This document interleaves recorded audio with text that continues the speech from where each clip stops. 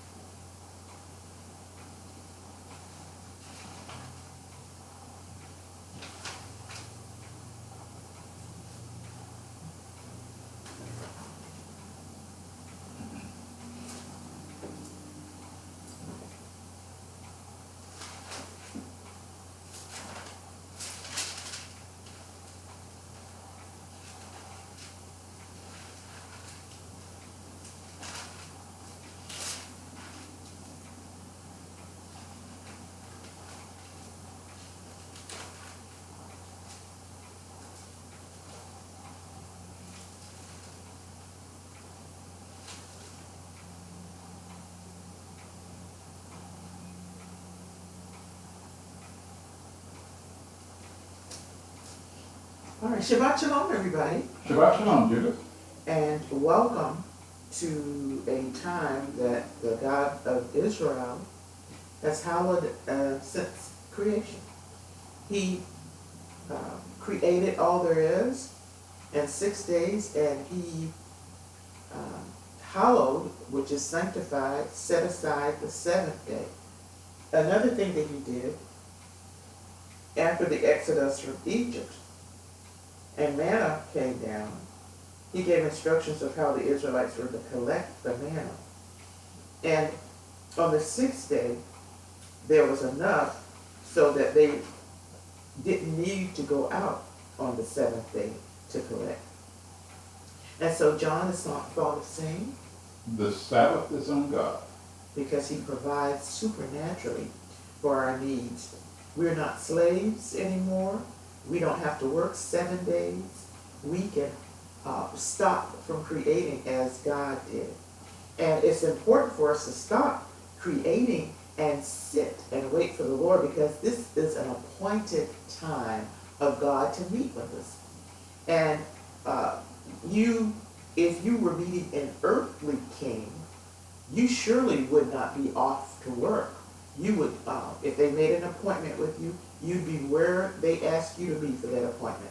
And the God of creation is asking us to cease from work on the seventh day. He's provided enough for us so that we don't have to go out.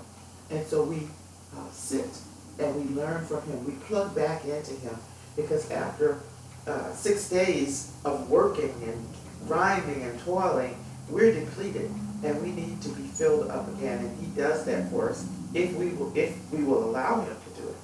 And so there is a Parsha that the Jewish people read worldwide, and it's from the Torah, the first 5 books of the Old Testament. And the Parsha for this week is entitled Beshalach. And he, when he sent off. And it's taken from Exodus 13:17 through 17:16. And in my Torah, it's divided into 4 portions. Rescue at sea, Exodus 13:17, 14 through 31. Shirah, the song at sea, Exodus 15:1 through 21. In the wilderness, Exodus 15:22 through 16:36. And foes and friends, Exodus 17:1 through 17:16. And it begins, V'yeh בשלח פרעה את העם בלא נחם אלוהים דרך ארץ פלשתים. כי קרוב הוא, כי אמר אלוהים פן ינחם העם בר אותם מלחמתם. Hama, Veshavu Mitzrayimah. Now when Pharaoh let the people go, God did not lead them by the way of the land of the Philistines, although it was nearest, for God said, the people may have a change of heart when they see war and return to Egypt. Psalm 140. Deliver me, O Lord, from the evil man. Preserve me from the violent man, which imagine mischief in their heart. Continuously are they gathered together for war. They have sharpened their tongues like a serpent. Adder's poison is under their lips. Keep me, O Lord, from the hands of the wicked. Preserve me from the violent man, who has purpose to overthrow my going. The proud have hid a snare for me. In cords they have spread a net by the wayside. They have set gins for me. I said unto the Lord, Thou art my God. Hear the voice of my supplications, O Lord. O God, the Lord, the strength of my salvation, Thou hast covered my head in the days of battle. Grant not, O Lord, the desires of the wicked. Further not his wicked devices, lest they exalt themselves. As for the head of those that compass me about, let the mischief of their own lips cover them. Let burning coals fall upon them. Let them be cast into the fire, into deep pits, that they may rise not up again. Let not an evil speaker be established in the earth. Evil shall hunt the violent man to overthrow him. I know that the Lord will maintain the cause of the afflicted, and the right of the poor, Surely the righteous shall give thanks unto thy name. The upright shall dwell in thy presence. This is the work of the Lord. Our Father in heaven, hallowed be your name. May your kingdom come, and may your will be done. We give thanks to you, Lord God, for you have brought us to and into your Shabbat, and has called us then to come near to you. And we do so, Lord, because we desire to be closer to you, as you have desired and have called us to be close to you. And we give thanks, Lord, for your caring and thinking of us and drawing us to you. And we are able to do so through the sacrifice of Christ on the cross, who has suffered to pay the debt of sin, reconciling us back to you. And we celebrate this day, Lord. And we celebrate along with our brethren the Jews, whom you brought out of the house of Egypt, out of the house of bondage and slavery, and brought them to Mount Sinai, and gave them this command, that on this day they should rest and worship and give thanks to God, in remembrance of the great power he has shown, and his awesome deeds in keeping his promise, that he has done to bring them out of the house of bondage, and gave them this command, that they should rest and worship and give thanks and praise to the God who keeps his promise. And we both, Lord, our brethren the Jews and us, we celebrate and sing songs to you in gladness and praise your name, Lord, for you are true and honest and good. And we pray in the name of the Christ who came for us, and the Spirit that remains with us. We give thanks. Amen.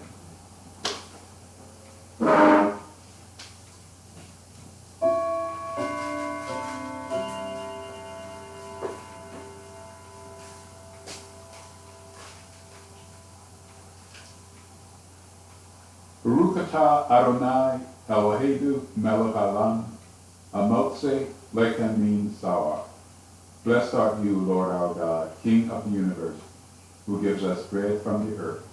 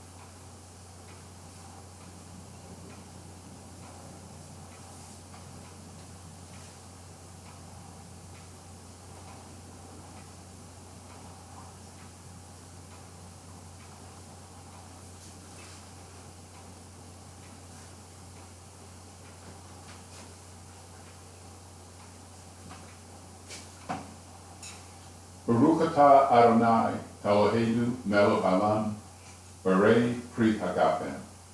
Blessed art you, Lord our God, King of the universe, who gives us the fruit of the vine. Shabbat shalom.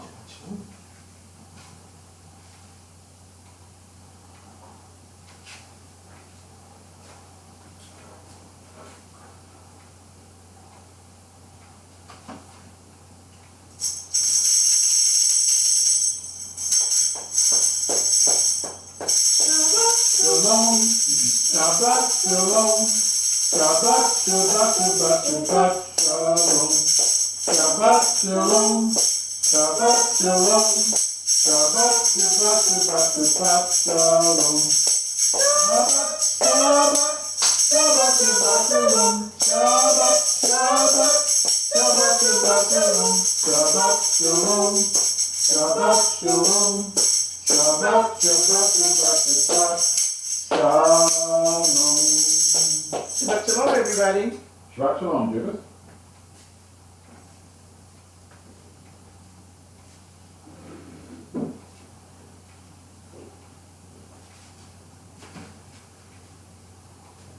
Our first section is Rescue at Sea, Exodus 13:17 through 14:31.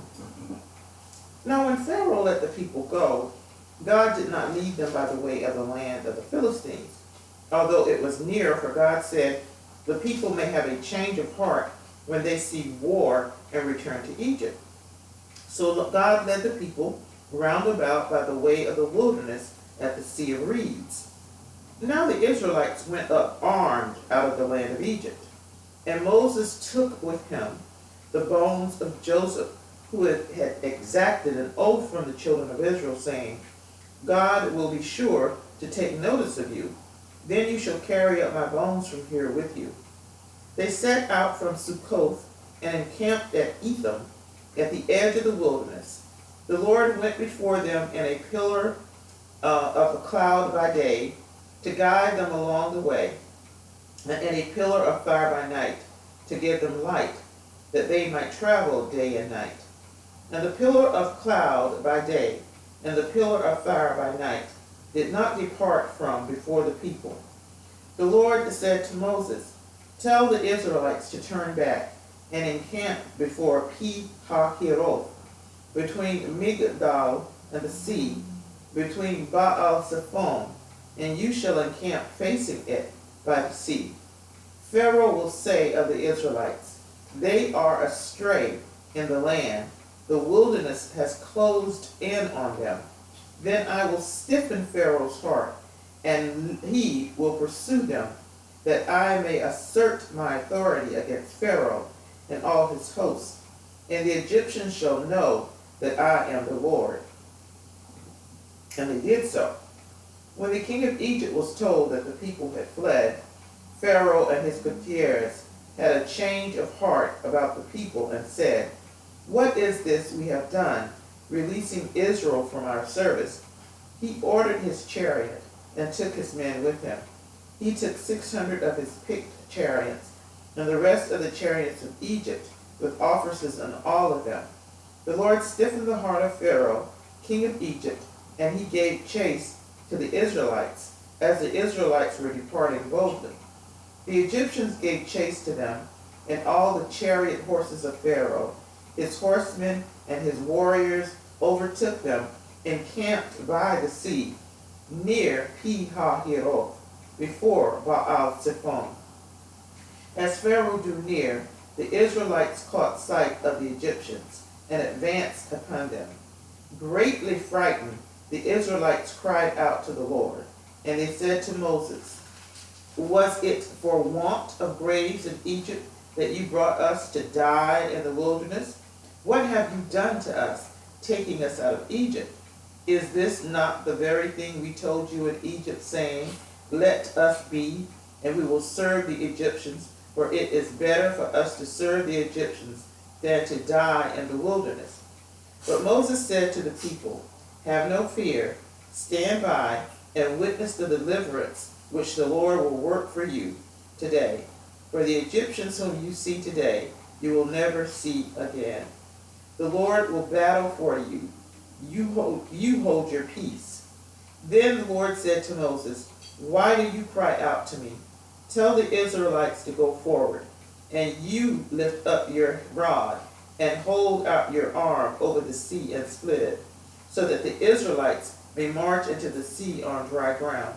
And I will stiffen the hearts of the Egyptians, so that they go in after them. And I will assert my authority against Pharaoh and all his warriors, his chariots and horsemen. Let the Egyptians know that I am the Lord, when I assert my authority against Pharaoh, his chariots and his horsemen. The angel of God, who had been going ahead of the Israelite army, now moved and followed behind them.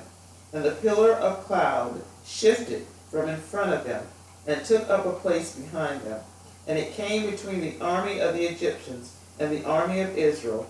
Thus there was the cloud with the darkness, and it cast a spell upon the night, so that the one could not come near the other all through the night. Then Moses held out his arm over the sea, and the Lord drove back the sea with a strong east wind all that night, and turned the sea into dry ground. The waters were split, and the Israelites went into the sea on dry ground, the waters forming a wall for them on their right and on their left. The Egyptians came in pursuit after them into the sea, all of Pharaoh's horses, chariots, and horsemen. At the morning watch, the Lord looked down upon the Egyptian army from a pillar of fire and cloud, and threw the Egyptian army into panic. He locked the wheels of their chariots, so that they moved forward with difficulty. And the Egyptians said, let us flee from the Israelites, for the Lord is fighting for them against Egypt. Then the Lord said to Moses, hold out your arm over the sea, that the waters may come back upon the Egyptians, and upon their chariots, and upon their horsemen.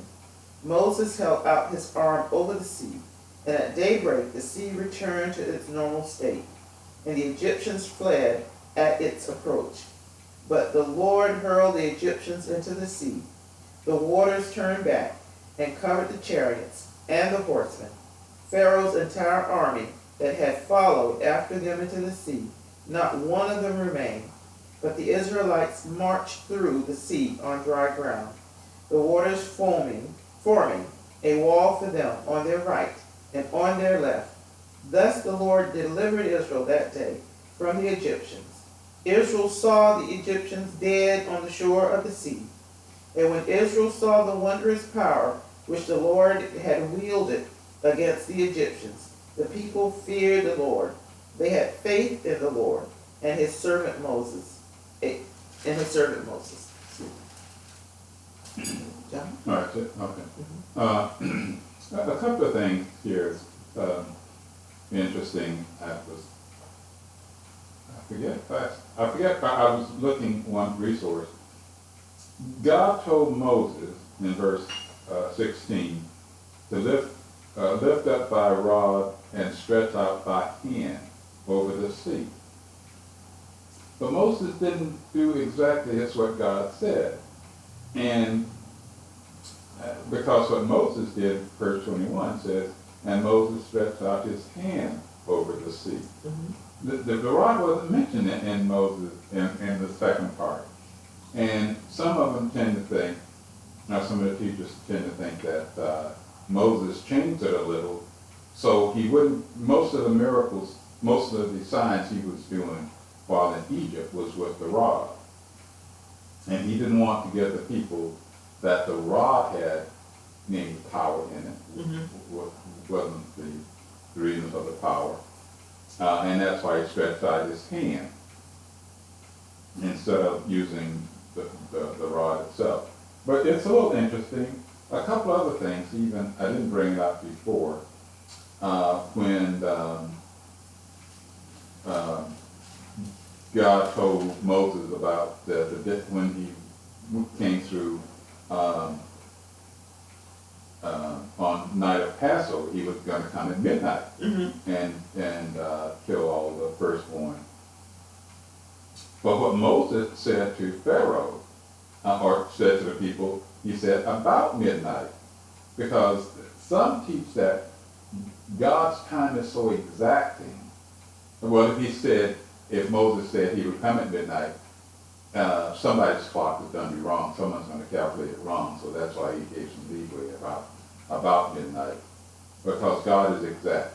If he said it's going to be at midnight, he was going to be there at midnight. Mm-hmm, mm-hmm. And if their clock is a little fast, they say, well, no, God didn't show up, so we don't believe it. So, right. That's why Moses gave that leeway. But here, Moses changed it a little, and he's changing it a little here, and about the rod. Another interest, I've got that part yet. This is an interesting part here, where the people are gone. Pharaoh has a change of heart, and he comes after them, and God just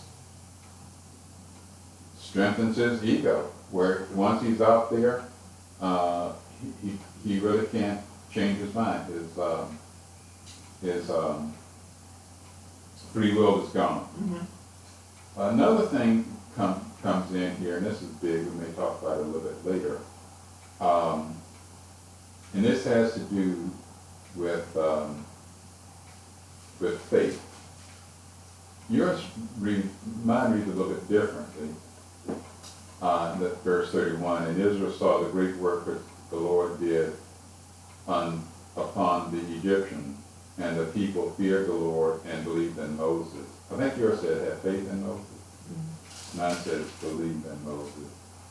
So this is the idea of faith that's coming into play. Well, they say have faith in the Lord and his servant. Faith, okay, they use the word faith, which come into play later on.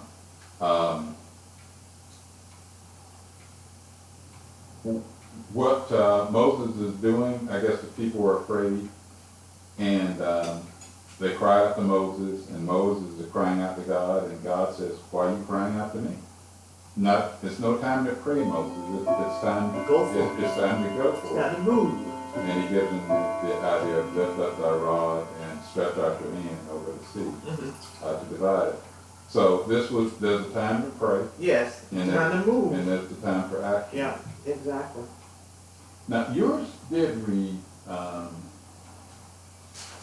I couldn't find it in mine, the earlier part, dealt with them going out armed for prevalent. I didn't say that. And some of the teachers said, what were they armed with? And some said, because it's in the same passage as with the bones of Joseph. And that's what they're saying they were armed with, was the bones of Joseph. That was their weapon. But they did have. They were an army. Well, they were an army, and they had weapons. Now. When they said at the Passover meal, it's clear that they were sitting. They had their weapons on their side when they were sitting up the Passover meal. So, and it said that they went out of Egypt an army. Right. So why would they be afraid? Well, now Egypt was probably the most fierce army there was on the planet. And there was only about 600 chariots. You think they would have overcome it, but I don't know. Maybe. But it was the most advanced technological army there was.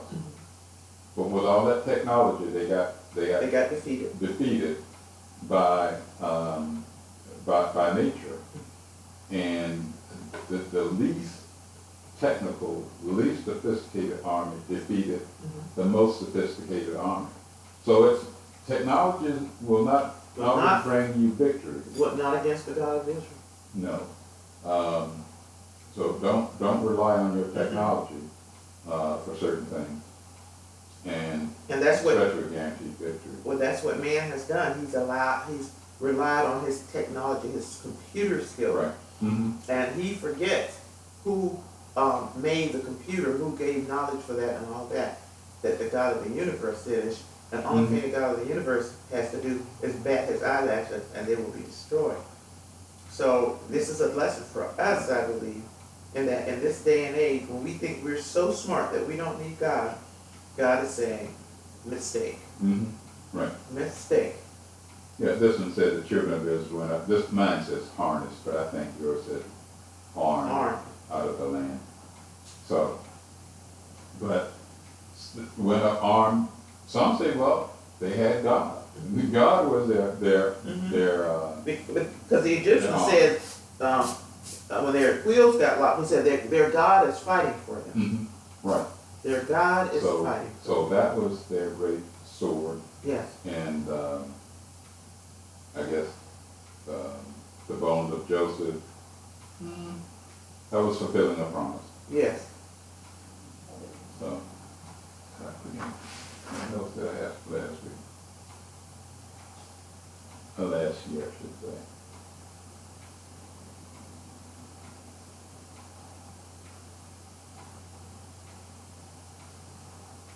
Now, they did do something at the end when they saw God's power, and that we talked about that earlier. That they had faith in God, and they believed in Moses. So now faith comes in. And one of the teachers said, we give faith a bad, not an accurate rap. The faith is accepting what is happening now, as opposed to what will happen tomorrow. It isn't that you shouldn't make things better, but faith is understanding your position as it stands right now, and not looking for anything to be better tomorrow, but looking for what's now. You know, I may talk about that a little bit later. But I like that you talked about God, basically God had an appointment, that God was showing up, and again that I think equates to the Sabbath. When God sets aside a holidays or day or month or whatever, then that means He wants to meet with us. Pure and simple.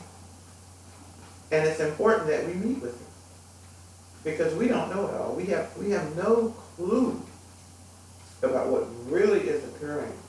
Because if we did, we would definitely make time for the Lord and meet with him. And also, he, even though we may not meet with him, he always is there. So later on, you can't say, well, God, I went there and you weren't there. No, he was there at the time he specified. Mm-hmm. So, in these critical times we're in, it pays to attend all the set-aside times and appointment that God gives in the Torah. It pays to do that. Anything else? Mm-hmm. No. Okay. The next part in my Torah is Shirah, the song at sea, Exodus 15:1 through 21. And it reads, Then Moses and the Israelites sang this song to the Lord. They said, I will sing to the Lord, for he has triumphed gloriously. Horse and driver he has hurled into the sea. The Lord is my strength and might. He has become my salvation. This is my God, and I will enshrine him, the God of my father, and I will exalt him. The Lord, the warrior, Lord is his name. Pharaoh's chariots and his army he has cast into the sea, and the pick of his officers are drowned in the sea of reeds. The deeps covered them. They went down into the depths like a stone. Your right hand, O Lord, glorious in power. Your right hand, O Lord, shatters the foe. In your greatest triumph, you break your opponents. You send forth your fury. It consumes them like straw. At the blast of your nostrils, the water is piled up. The floods stood straight like a wall. The deeps froze in the heart of the sea. The foe said, I will pursue, I will overtake, I will divide the spoil. My desire shall have its fill of them. I will bear my sword, my hand shall subdue them. You made your wind blow, the sea covered them, they sank like lead in the majestic waters. Who is like you, O Lord, among the celestials? Who is like you, majestic in holiness, awesome in splendor, working wonders? You put out your right hand, the earth swallowed them. In your love you led the people you redeemed. In your strength you guide them on your holy abode, to your holy abode. The peoples hear, they tremble. Agony grips the dwellers in Philistia. Now are the clans of Edom dismayed. The tribes of Moab, trembling grips them. All the dwellers in Canaan are aghast. Terror and dread descend upon them. Through the might of your arm, they are still as stone. Till your people cross over, O Lord. Till your people cross, whom you have ransomed. Yet you will bring them and plant them in your mountain, the place you made us dwell in, O Lord, the sanctuary, O Lord, with your hands established. The Lord will reign forever and ever. For the horses of Pharaoh, with his chariots and horsemen, went into the sea, and the Lord turned back on them the waters of the sea. But the Israelites marched on dry ground, in the midst of the sea. Then Miriam, the prophetess, Aaron's sister, took a timbrel in her hand, and all the women went out after her and danced with timbrels. And Miriam chanted for them, Sing to the Lord, for he has triumphed gloriously. Horse and driver he has hurled into the sea. All right, yes. He has triumphed, yes. This is, I wanted to teach us with this. He said that music is one of the true gifts of the human life. Mm-hmm. And we incorporate music and songs into every aspect of our lives. And we sing when we're happy, and this is one occasion where the Israelites were very happy. And we also sing when we're sad. And almost all occasion, music truly lifts up our soul. And I remember the time during creation where it said all the sons of God sang together. Mm-hmm. So music and song is used for uplifting the soul. It's used for celebration. And what are they celebrating? They're celebrating their salvation of being purchased by God or purchased back by God. Yeah, right. And this was right after the Exodus out of Egypt. And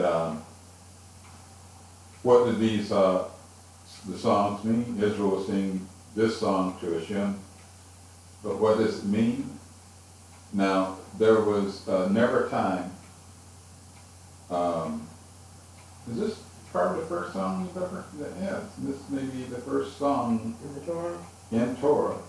Mm-hmm. I'm sure that others have sung it, but this is, I'm sure when Abraham defeated those 5 kings, he probably sang too, but this is the first time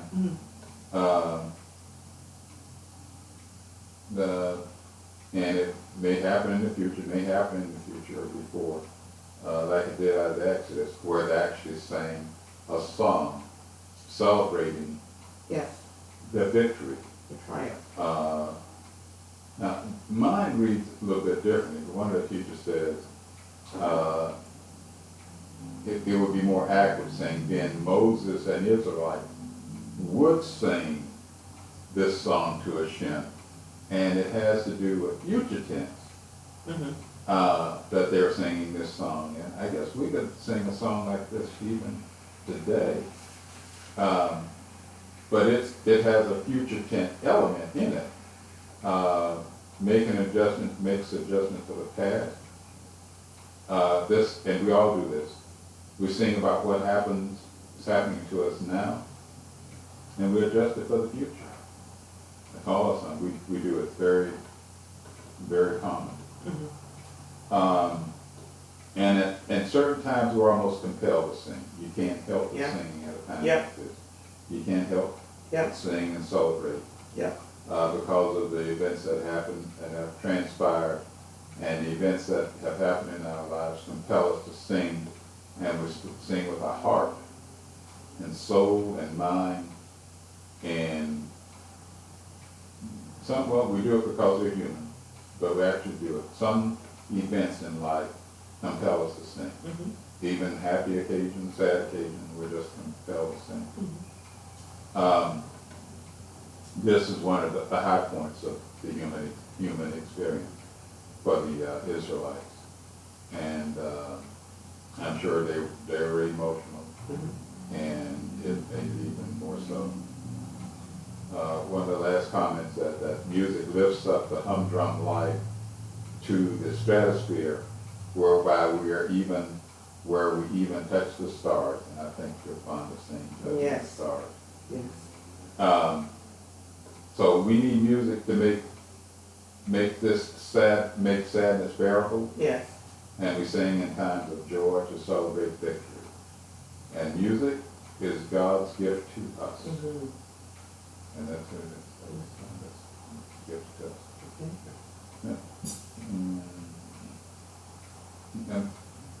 But this part was mostly about the song, and I think that's all I have. The next part is called In the Wilderness, and it's Exodus 15:22 to 16:36. Then Moses caused Israel to set out from the Sea of Reeds. They went on into the wilderness of Shur. They traveled 3 days into the wilderness and found no water. They came to Marah, but they could not drink the water of Marah, because it was bitter. That is why it was named Marah. And the people grumbled against Moses, saying, "What shall we drink?" So he cried out to the Lord, and the Lord showed him a piece of wood. He threw it into the water, and the water became sweet. There he made for them a fixed rule, and there he put them to the test. He said, if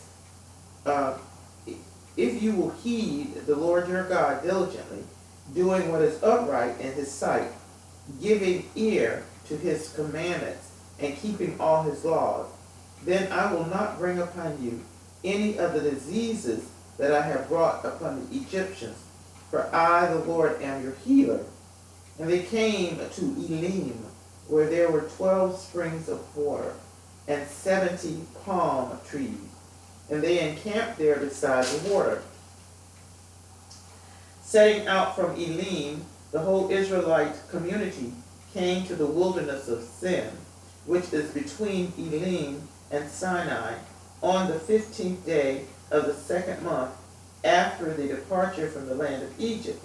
In the wilderness, the whole Israelite community grumbled against Moses and Aaron. The Israelites said to them, "If only we had died by the hand of the Lord in the land of Egypt, when we sat by the flesh pots, when we ate our fill of bread, for you have brought us out into this wilderness to starve this whole congregation to death." And the Lord said to Moses, "I will rain down bread for you from the sky, and the people shall go out and gather each day that day's portion, that I may thus test them to see whether they will follow my instructions or not. But on the 6th day, when they prepare what they have brought in, it shall prove to be double the amount they gather each day." So Moses and Aaron said to all the Israelites, "By evening you shall know it was the Lord who brought you out from the land of Egypt. And in the morning you shall behold the presence of the Lord, because he has heard your grumblings against the Lord. For who are we that you should grumble against us? Since it is the Lord," Moses continued, "who will give you flesh to eat in the morning, and bread in the morning into full, because the Lord has heard the grumblings you utter against him. What is our part? Your grumbling is not against us, but against the Lord." Then Moses said to Aaron, "Say to the whole Israelite community, advance toward the Lord, for he has heard your grumbling." And as Aaron spoke to the whole Israelite community, they turned toward the wilderness, and there in a cloud appeared the presence of the Lord. The Lord spoke to Moses, "I have heard the grumbling of the Israelites. Speak to them and say, by evening you shall eat flesh, and in the morning you shall have your fill of bread, and you shall know that I, the Lord, am your God." In the evening quail appeared and covered the camp. In the morning there was a fall dew among the camp. When the fall of dew lifted, there over the surface of the wilderness lay a fine and flaky substance, as fine as frost on the ground. When the Israelites saw it, they said to one another, "What is it?" They did not know what it was. And Moses said to them, "That is the bread which the Lord has given you to eat. This is what the Lord has commanded. Gather as much of it as each of you requires to eat. An omer to a person for as many of you as there are. Each of you shall fetch for those in his tent." The Israelites did so, some gathering much, but some little. But when they measured it by the omer, he who had gathered much had no excess, and he who had gathered little had no deficiency. They had gathered as much as they needed to. And Moses said to them, "Let no one leave any of it over until morning." But they paid no attention to Moses. Some of them left it until morning, and it became infested with maggots and stank. And Moses was angry with them. So they gathered it every morning, each as much as he needed to eat. For when the sun grew hot, it would melt. On the 6th day they gathered double the amount of food, 2 omers for each. And when all the chieftains of the assembly came and told Moses, he said, to bake what you would bake, and boil what you would boil, and all that is left put aside to be kept until morning. So they put it aside until morning, as Moses had ordered, and it did not turn foul. There was no maggots in it. Then Moses said, eat it today, for today is a Sabbath of the Lord. You will not find it today on the plain. 6 days you shall gather in. On the seventh day, the Sabbath, there will be none. Yet some of the people went out on the seventh day to gather, but they found nothing. And the Lord said to Moses, how long will you men refuse to obey my commandments and my teachings? Mark that the Lord has given you the whole Sabbath. Therefore he gives you 2 days food on the 6th day. Let everyone remain where he is. Let no man leave his place on the 7th day. So the people remained inactive on the 7th day. The house of Israel named it manna. It was like coriander seed, white, and it tasted like wafers and honey. Moses said, this is what the Lord has commanded. Let 1 omer of it be kept throughout the ages, in order that they may see the bread that I fed you in the wilderness, when I brought you out from the land of Egypt. And Moses said to Aaron, take a jar, put 1 omer of manna in it, and place it before the Lord to be kept throughout the ages. As the Lord had commanded Moses, Aaron placed it before the pact to be kept. And the Israelites ate manna 40 years, until they came to a settled land. They are the manna. And they ate manna until they came to the settled land. They ate the manna until they came to the border of the land of Canaan.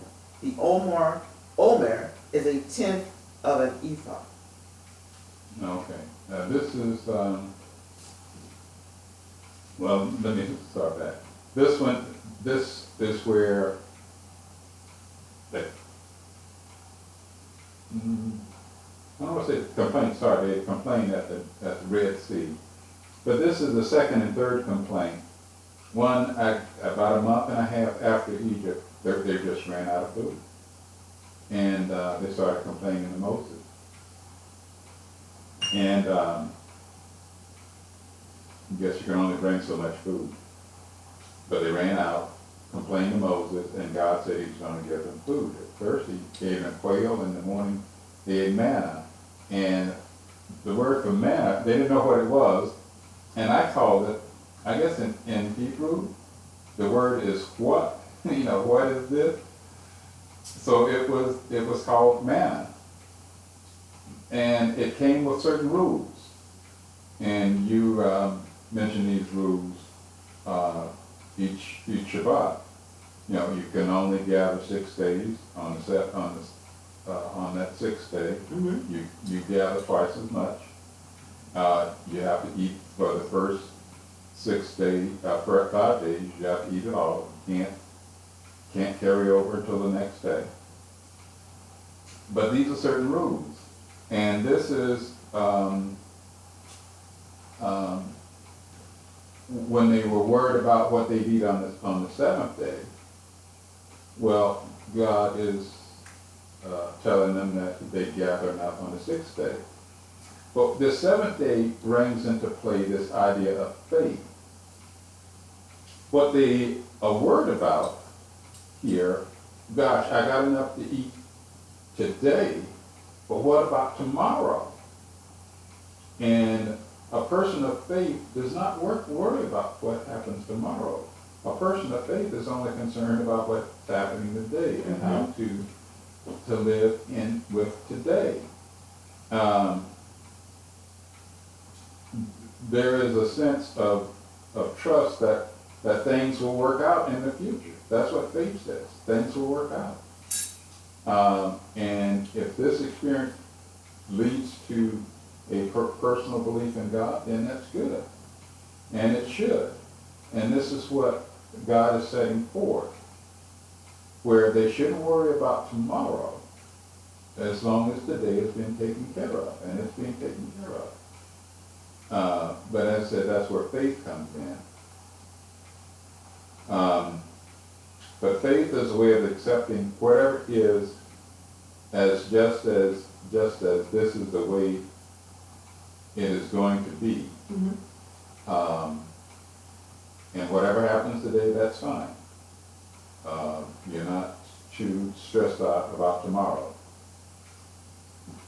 The manna comes,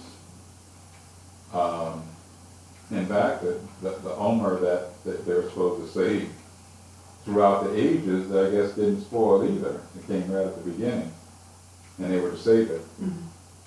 Mm-hmm. But the idea also was that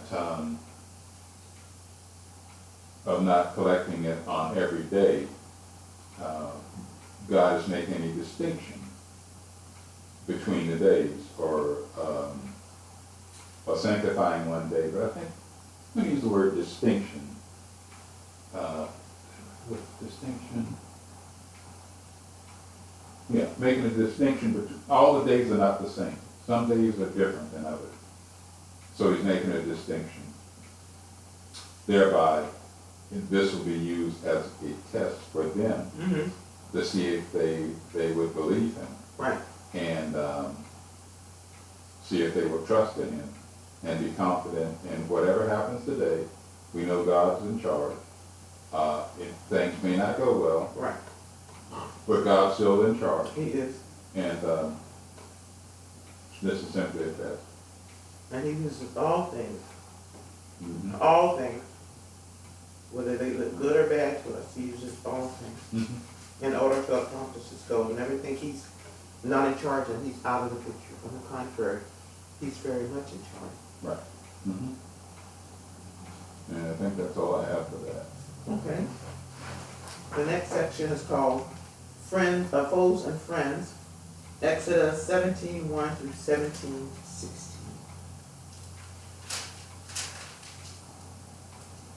From the wilderness of sin, the whole Israelite community continued by stages as the Lord would command. They encamped at Rephidim, and there was no water for the people to drink. The people quarreled with Moses. "Give us water to drink," they said.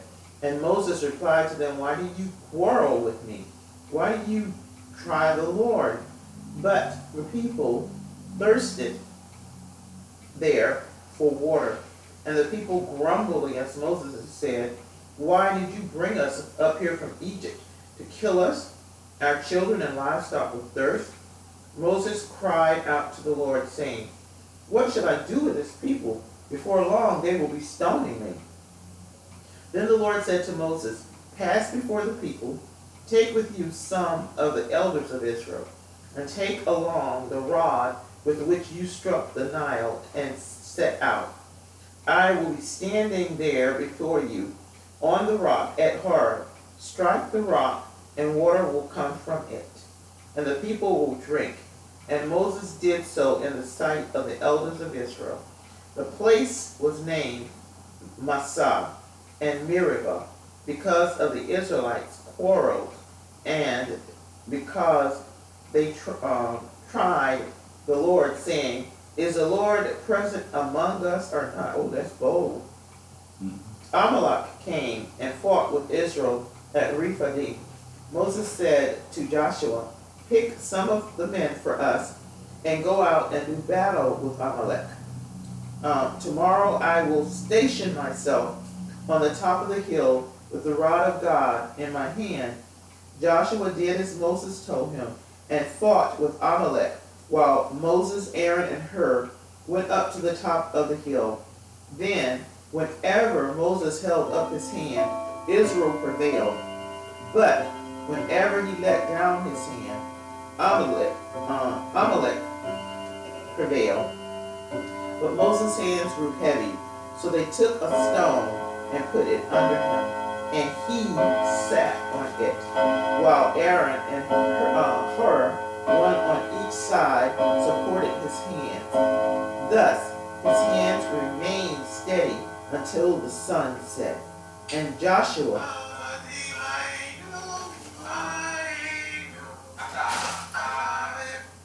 and Joshua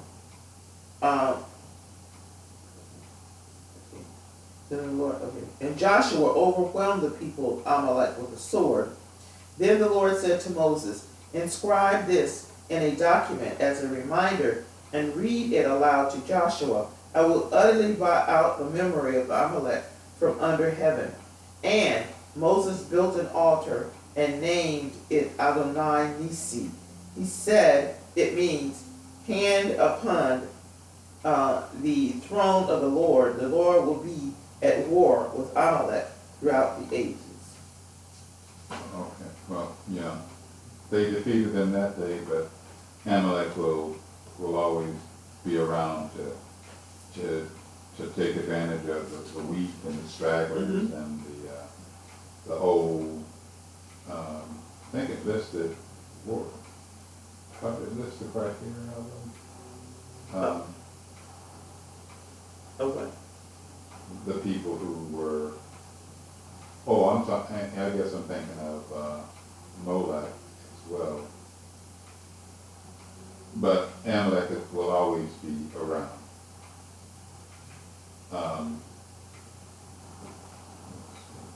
The one quote you did make about them saying, "Is the Lord still among us?"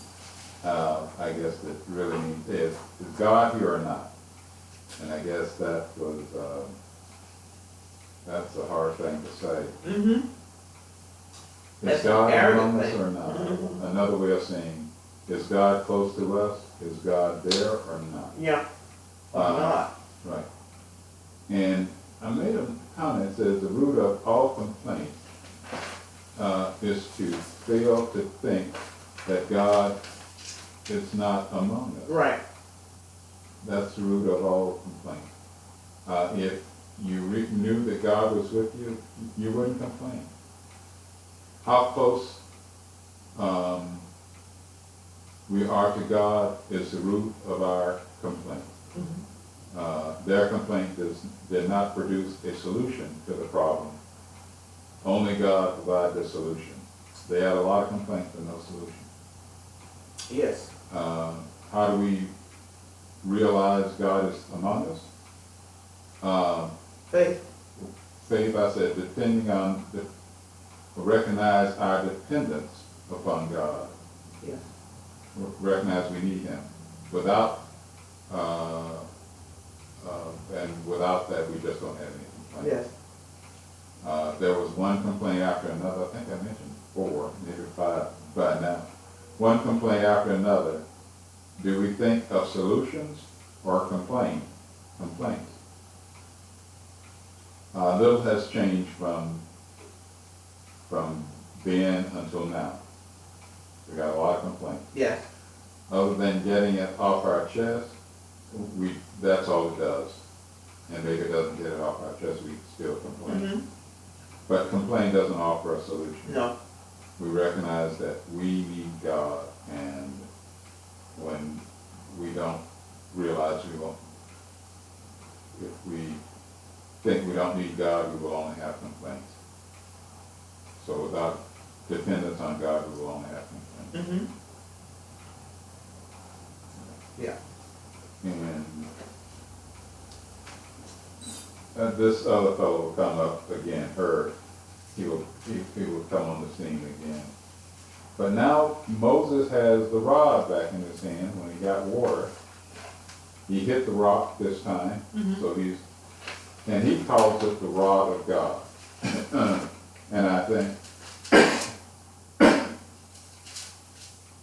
that's to tell the people, this isn't my rod. I'm not doing any magic with this rod. It has nothing to do with me. It's God that's bringing about this change. And the Lord said unto Moses, go on before the people and take with thee of the elders of Israel and thy rod, wherein thou smote the river, take in thy hand and go. And when he has the rod,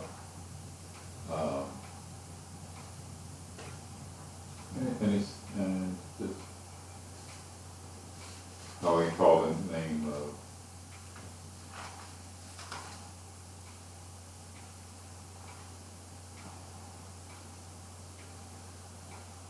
okay, I can't find that passage now. But the rod was meant to demonstrate to them that it was God working through this rod and not Moses' rod. Mm-hmm.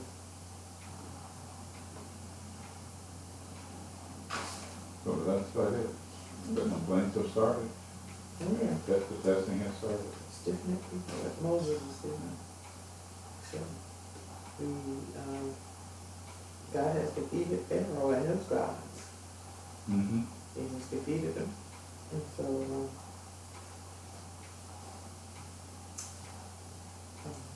we go on to the Parsha for next week is Yithro. And it's taken from Exodus 18, 1 through 23. Now, it's in my Torah, it's divided into, let me see, 6 sections. The first, foes and friends, Exodus 18, 1 through 27. The second, revelation and commandments at Sinai, Exodus 19, 1 through 25. The third, the Decalogue, Exodus 21 through 7. The fourth, the Decalogue, the Sabbath day, Exodus 28 through 11. The sixth, the Decalogue, the 5th to 10th commandments, postscript, Exodus 20, 12 through 18. And then lastly, laws on worship, serfdom, injuries, Exodus 19 through 23. So we look forward to this nation having been birthed out of the womb of Egypt. And Moses has his hands full because they want to go back into slavery. Mm-hmm. They want to go back into slavery. So Moses has his hands full. And Yep. very interesting. Okay? Mm-hmm. And sing a song as the disciples did. When they went out, they sang a song. Went out from, but we love the Sabbath day, and we honor it because God has commanded that we honor it. And so we do that. Okay. Oh, no. I guess that is it.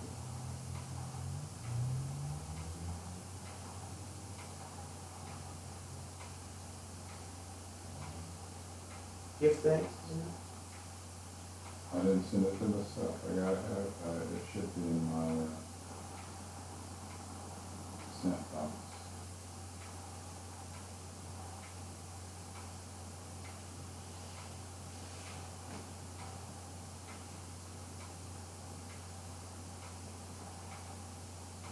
Okay, Got it? it's coming up now. Yeah, okay. Ready? Well, you got to start. I'm not Okay. sure.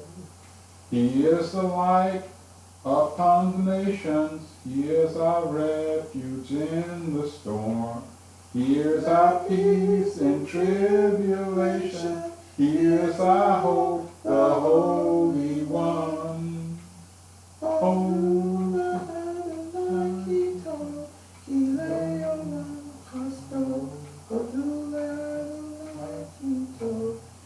Here we bow in adoration, giving thanks for all He's done.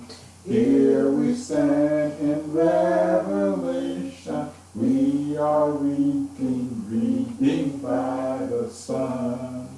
Oh, do I never run, keep on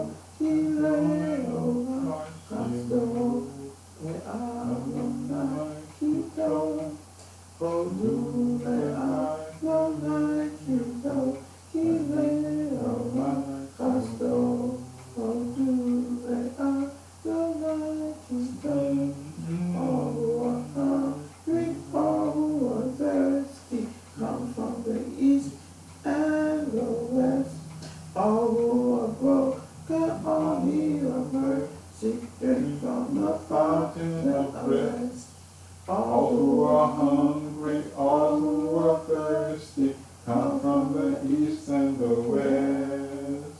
All who are broken, all who need mercy, drink from the fountain of rest.